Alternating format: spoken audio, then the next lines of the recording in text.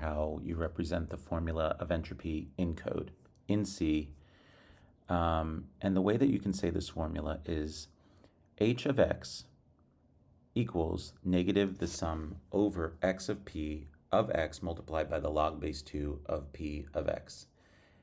And the result is going to be in bits. And so I'm going to run this code real quick, which you haven't seen. And what we pass the code, by the way, is an array of items. So for example, fair coin entropy, we're going to pass the probability of each side, so 50-50 chance. And fair coin entropy, 1 bit. Biased coin entropy, meaning like 90% that it's going to land on one side, 10% it's going to land on the other side, 0.490 bits. Fair die entropy, 2.585 bits. And certain outcome entropy, 0.000 bits. Now let's look at the code real quick. We said that h of x equals negative the sum over x of p of x multiplied by the log base 2 of x. And believe it or not, that is all represented here. So what we're really doing is we're tying the probability, like 50-50, to bits, or kind of the amount of surprise. So if the probability is 50-50, or as a decimal 0.5, and it's not exactly 50-50, but like if the probability is 0.5, then the surprise or the bits is 1 bit. If it's 0.25, in other words 25%, 2 bits. If it's 0.125 or 1 in 6, 1/6, like a die, 3 bits. So the formula is just measuring how surprising each outcome is, and then weight it by how often it happens, and then add everything together. That gives us the average surprise per outcome, and that is entropy. So looking at the code real quick, we first initialize entropy as h. And then entropy is the sum of the contributions from each possible outcome. When we say the sum of contributions, we're talking about a for loop. So we're going to loop over all the probabilities. And if we look at how we pass things in, we want to get p and n. So for fair coin entropy, we're passing in essentially an array of 50-50, and n is 2. For a biased coin, we're passing in 0.9 and 0.1, meaning like a 90% chance heads, 10% chance tails, and an n of 2, because there's 2 possibilities. For a die, we're passing in 6 sides where all 6 sides are equal, 1/6. And that's 1 in 6, so it's n of 6. And yeah, and then certain outcome, let's ignore that for now. So in this, we skip 0. Mathematically, the limit of p log p as p approaches 0 is 0. So the outcomes that never occur contribute nothing. And then finally, we add the term together. And this part implements Shannon's formula exactly. And when we loop when the loop finishes, we return the total entropy in bits. So a few interesting cases. A fair coin, h is going to equal 1 bit. 1 bit is exactly what you'd expect, one yes or no decision. A biased coin,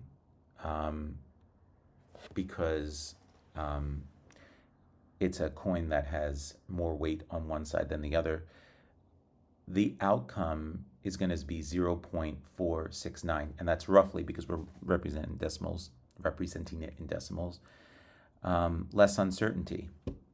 Fair die, 2.585 bits.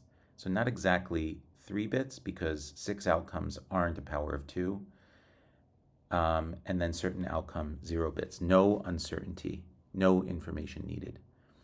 So this tiny little function here sits at the foundation of data compression, cryptography, machine learning, communication systems, modern computing itself.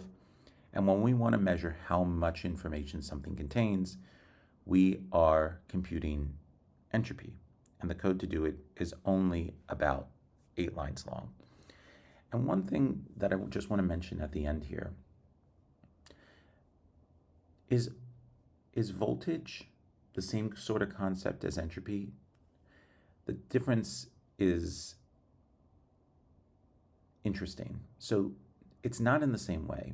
Voltage is a physical quantity that you can directly measure with a meter.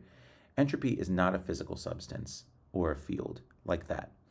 It's a property of probability distribution, a number that you can compute from statistics about the outcome. So just remember, there's things like voltage, which is a direct physical quantity. Voltage is a property of an electrical system, and you can measure it. You can connect a voltmeter. You can measure 3.3 volts. You can repeat the measurement.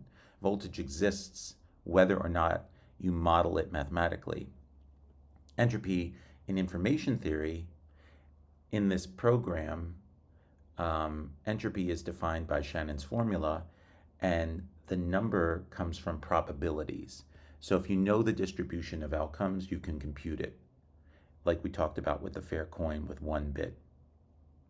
It's a measure of uncertainty. You can't measure it with a sensor, but you can measure it with code. Entropy happens to also exist in physics. That's another study, different than information theory. Thermodynamic entropy, that entropy is physical. Heat flows from hot to cold. Engines waste energy as heat. Disorder increases. And that's a different person that we're talking about. We're not talking about Shannon. We're talking about Boltzmann. He connected this to probability with his formula, S is equal to K log of W. But we don't need to worry about that. It's interesting, though, that Shannon discovered the same math. He noticed that the exact same the same mathematics describes information uncertainty. And so now we have 2 entropies. We have thermodynamic entropy, which measures the physical disorder, the number of microstates, and information entropy, which measures the uncertainty in probability distribution. They share the same mathematical structure, and in computing and physics, they actually interact. But we don't need to go into that. But just to go into the voltage thing, voltage answers how much electrical potential there is. Entropy answers how many possibilities are there.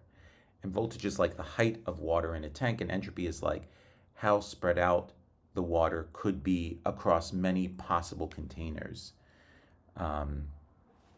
You can think of entropy as the number of yes or no questions you'd need to ask to determine the outcome.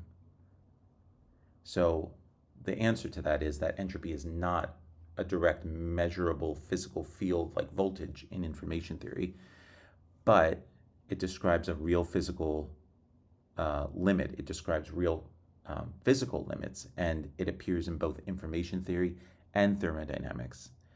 It's a property of the system's probability distribution, not a physical substance.